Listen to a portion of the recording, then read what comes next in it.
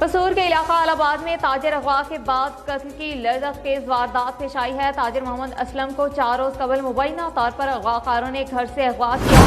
Police نے مقدمہ تو درج کیا مگر مغوی کو بازیافت نہ کروا سکی۔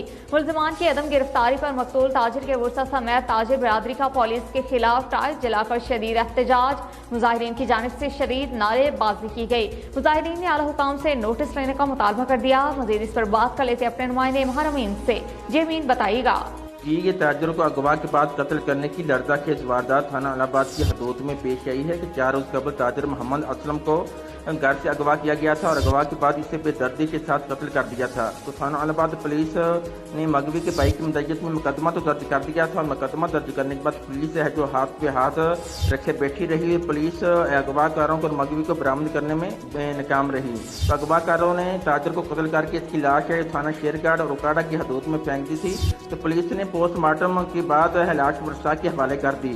تو پولیس کی طرف سے ملزمان کی عدم گرفتاری اور نااہلی پر ورثاء نے لاش جپالپور روڈ پر رکھ کر پولیس کے خلاف شدید احتجاج کیا، ٹائر جلا کر روڈ کو بند کر دیا۔ تو مظاہرین کا کہنا تھا کہ پولیس نے نااہلی کا مظاہرہ کیا ہے اور پولیس کی جانب سے مغوی کی بازیابی کے لیے بر وقت کوئی اقدامات نہیں کیے گئے۔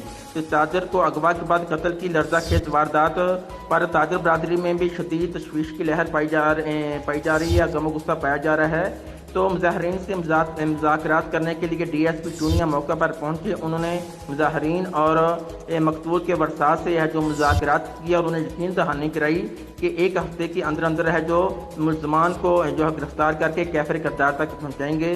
تو جو مظاہرین نے یہ ڈی ایس پی چونیا کی یقین دہانی پر ہے جو احتجاج ختم کر دیا۔ پہنچ چکے ہمارے مین آپ ہمیں تفصیلات رکھے شیخوپورہ کے